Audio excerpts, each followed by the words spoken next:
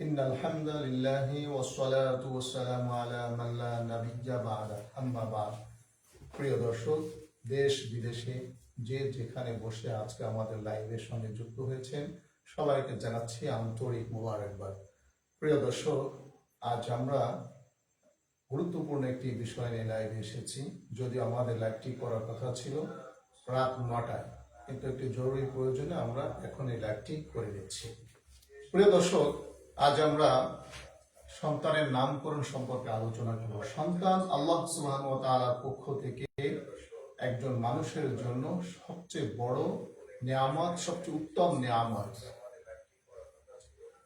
একটি সন্তান দুনিয়াতে আসার পরে মা বাবার জন্য, মুসলমানদের জন্য কর্তব্য হচ্ছে 7 দিনের দিন আপনার মাথা মুন্ডন করে তার মাথার চুলের সমপরিমাণ রূপা সদকা করে দেওয়া, তার আকিকা করা এবং সুন্দর একটি নাম নির্বাচন করা।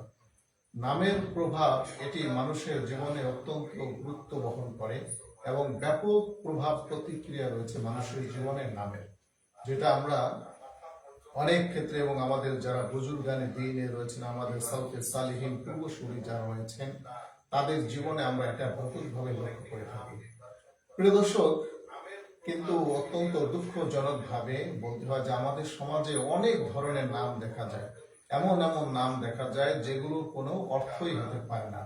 মন্টু, ঝন্টু, আকাশ, উদ্ভট, এই ধরনের নাম আমাদের সমাজে ব্যাপকভাবে প্রচলিত রয়েছে, যেগুলোর আসলে কোনো অর্থ নেই। সান্টু, পিন্টু, এগুলো আল্লাহ তাআলার কাছে গৃহীত কোনো নাম না।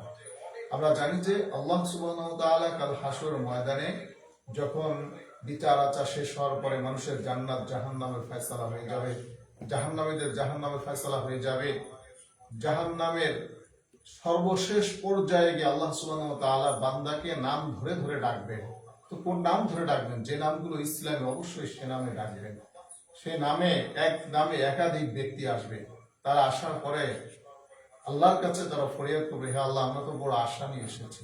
আল্লাহ সুবহানাহু ওয়া তাআলা এক ব্যক্তির নামের উসিলায় যত মানুষের ওই নাম রয়েছে সবাইকে মাফ করে দিয়েছে। সুবহানাল্লাহ, কত বড় ফজিলত নামের, কত ব্যাপক প্রভাব রয়েছে। এছাড়া সামাজিক, পারিবারিক জীবনে এবং দুনিয়ার ইহকালীন জীবনেও নামের ব্যাপক প্রভাব রয়েছে। বিশেষত আমাদের সমাজে আমরা অত্যন্ত দুঃখজনক ভাবে লক্ষ্য করেছি, অনেক মানুষের নাম থাকে নবিউল্লাহ। নবিউল্লাহ শব্দের অর্থ কি? নবী উল্লাহ, আল্লাহর নবী, এটা আরবি শব্দ।